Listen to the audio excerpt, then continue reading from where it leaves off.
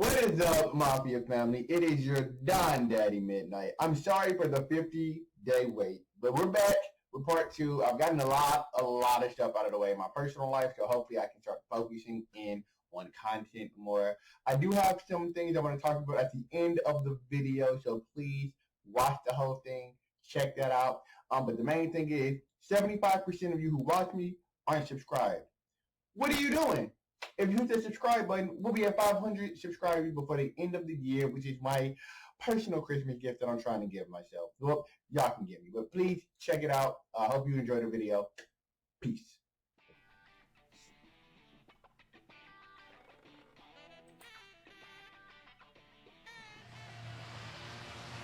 Part 2 starts off with all of the students on the bus heading towards the UA Rescue Training Facility. While they're on the bus, the students simply are socializing.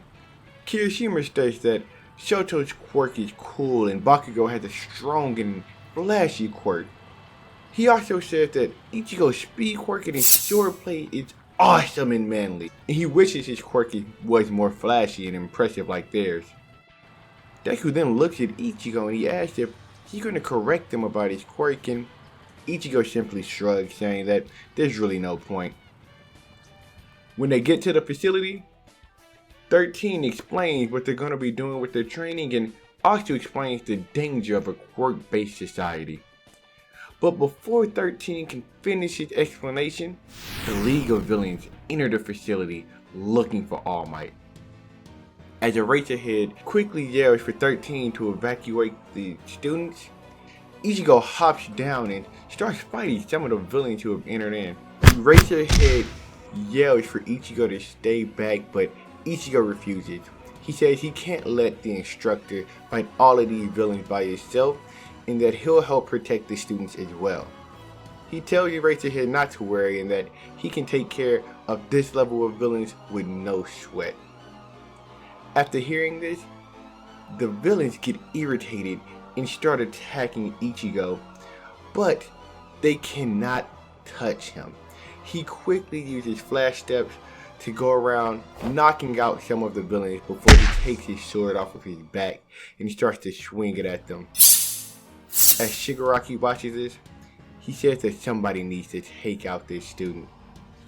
Bakugo, who's sitting back with the rest of the students, thinks that he can't let Ichigo one-up him again and that he needs to quickly get down there and help them out if he's ever going to be the #1 hero.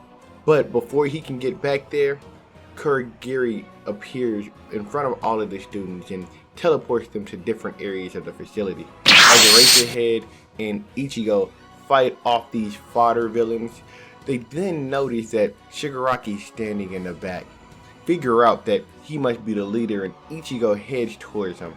He tells Eraserhead that he'll finish him off quickly as he jumps and swings his sword down at Shigaraki.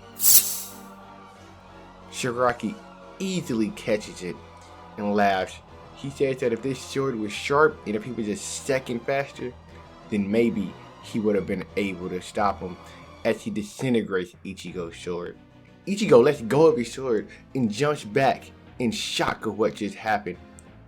Eraserhead tells him to make sure that this villain doesn't get a hold of him or he'll end up just like his sword, and before Eraserhead can do anything, Nomu appears and crushes him to the ground. After seeing such overwhelming power and seeing what Shigaraki did to his sword, Ichigo is in shock.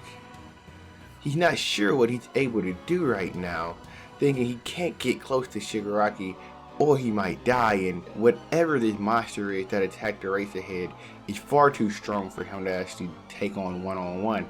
Fortunately for Ichigo, Kurogiri appears suddenly and tells Shigaraki that one of the students escaped the facility and was heading off to get some more pro heroes, and that they need to leave.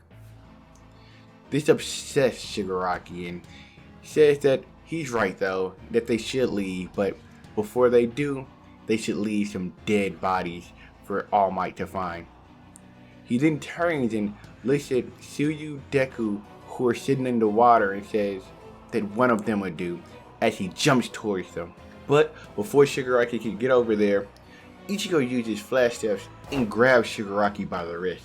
As he holds Shigaraki's wrist, he starts to put more and more pressure on it until you can hear it start to crack. Deku and the others are watching from inside the water and they're frightened. But they're not only frightened by how close they were to Shigaraki, but also by the look on Ichigo's face. He seems to be a completely different person at this time with a cynical smile going over him. Shigaraki starts to yell when he tells Nomu to kill him. As Nomu quickly attacks Ichigo, Ichigo is able to dodge it at the last moment, and then All Might busts into the scene. When All Might gets there, the fight against Nomu goes pretty much the same, but at this time, Deku and Tsuyu are checking on Ichigo, who ended up passing out after he dodged that last attack. After All Might's able to get the Nomu to fly through the roof, Shigaraki and Kurogiri think that this might be the perfect time to try to kill All Might. But like normal, Deku jumps over and saves him, and when he's almost grabbed by Shigaraki, this is when the rest of the pro heroes enter the scene and Snipe shoots Shigaraki a couple times before they make their escape. Once Ichigo wakes up, he's in the hospital. He's surprised that the one person there who's waiting on him though is Tsuyu. Ichigo asks her if she's okay, and she tells him that she is because of him and that she wanted to thank him. She didn't ask how he feels. He said that his memory's kind of blurry, and that's probably because he used flash step too many times during the fight. He then asks what happened to the guy who destroyed his sword, and Tsuyu explains that he was wounded in the fight, but that he did get away. Tsuyu then thinks about asking Ichigo about the moment he stopped Shigaraki from attacking them, but she decides against it. She simply says that she's happy he's okay, and that she'll see him in class. During the next day in class, Eraserhead explains that the sports festival is coming up soon. While the class goes on lunch, Ichigo, Ida, Deku, and Ochaku discuss why they became heroes. Deku asks Ichigo why he became one, and when he does, he can see Ichigo's face get serious. Ichigo tells him that he lost someone close to him while he was a child, and that he wants to make sure that no one else has to go through that same pain, and he also wants to protect those who are close to him. Deku starts to panic when he sees that he brought up a touchy subject, repeating how sorry he was over and over again. Ichigo puts on a smile, telling him it's fine and that he has to go take care of something right now. For the next couple of weeks, Ichigo didn't come to school. He asked Eraserhead if he could take some time off so he could train for the sports festival. The day before the sports festival, Ichigo visits his mom's grave. He sits there and he thinks about the day the League of Villains attacked. He remembers the chilling feeling that came over his body right before he passed out. He says that he's felt that feeling before throughout his life and that it's always scared him. He says he's looking forward to the sports festival though. He feels like this is the next step for him in order to protect those who are going through a similar pain he went through when he lost her. When they get to the UA Sports Festival, Midnight ends up asking Ichigo to do an athlete's oath.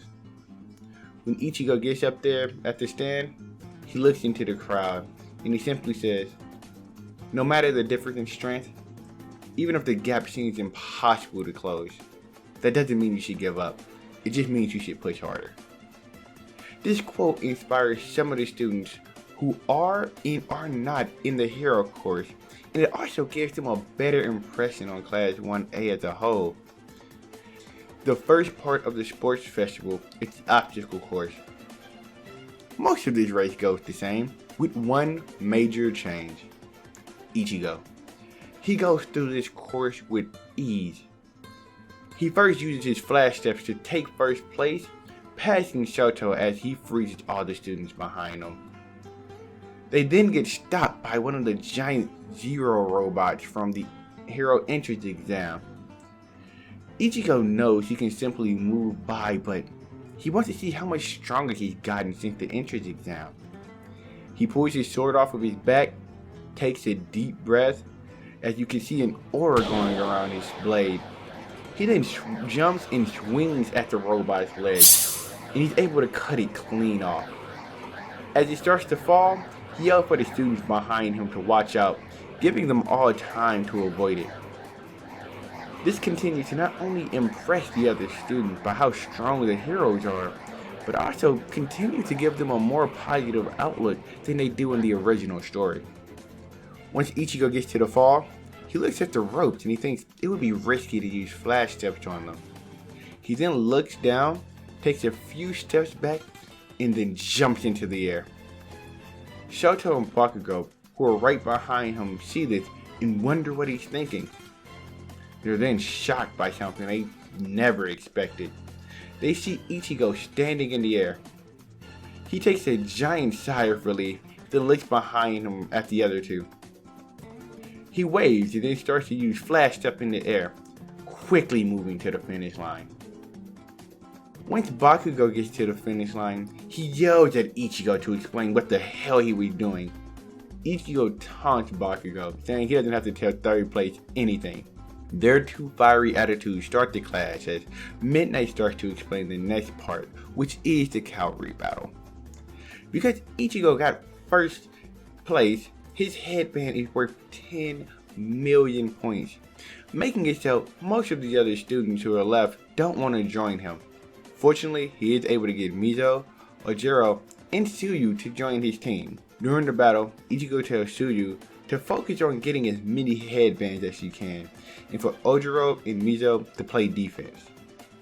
They then ask Ichigo what he'll be doing since him being on top isn't the best use for his quirk, since he's being held up. Ichigo says that even without his quirk, he's confident in what he can do, and he's quickly able to show that, because as soon as the battle starts, Bakugo flies in towards Ichigo. But when he gets close, Ichigo is able to dodge Bakugo's attack by a hair. He grabs Bakugo's arm and he judo flips him over. While Bakugo is heading towards the ground, Tsuyu tries to grab his headband, but Bakugo is not only able to adjust and avoid her tongue, he's also able to use his quirk to fly back to his team. As the battle keeps going, Ichigo is able to keep his headband throughout the event, having some close calls, but the combination of Mizo and Ojiro's quick reflexes and defensive abilities are able to get them through the match. Throughout the first two events, Ichigo has been impressive, placing first in both. Before the final event though, Ichigo, Deku, Shoto, and Bakugo all run into each other. During this time, Shoto still confronts Deku, saying that while they were doing the cavalry battle, he had a feeling from him that was very familiar, saying that it reminded him of All Might. He then asks Deku what his relationship with him is. As Deku starts to panic, Ichigo says it doesn't really matter, does it? Just like how Shoto's connection with Endeavor doesn't matter. Bakugo, who's been feeling ignored, tells him that even though he hasn't been able to get first in these other two events, that the tournament is his and that he'll kill them all. He tells these wannabes he's going to be the number one hero. As the four of these students all stare at each other in preparations for the final event. And this is where we're in part 2 of What If Ichigo Was in My Hero. Alright guys, so I said I had some info. I'm still going to make it quick. First off, like I said in the beginning, I want to hit 500 subscribers before the end of the year. We are currently like 80 subscribers away, and we have a month and a half-ish to go. So we can definitely hit that goal. I just need you guys to share it, subscribe, and comment, do all that good stuff. A lot of you have talked about what if Deku is in Naruto. You want me to finish it, and some of you want me to do Boruto.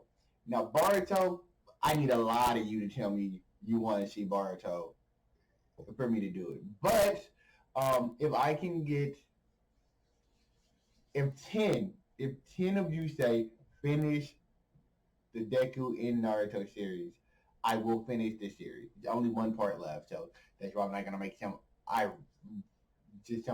astronomical number. Just 10. 10 of you tell me you want to see it, and I'll go ahead and finish it. I'll do the last episode / epilogue of that series. And again, if you want to see the Boruto one, I just need y'all to spam it in the comment section. Um, I have a gaming channel that I've always had, but I'm putting content back on it. That'll be in the description below. I think Midnight 92. You already got to put in. But yeah, it'll be in the description below as well. And I'm going to be starting to stream on Twitch and YouTube starting in December. I don't have a schedule yet, but I do know starting in December I'm going to start doing that. So I'll also put the Twitch in the description as well. So you can go peep that out. But yeah, man, thank you guys for watching. I love you guys. I really do. And I'll wrap with you later. Peace.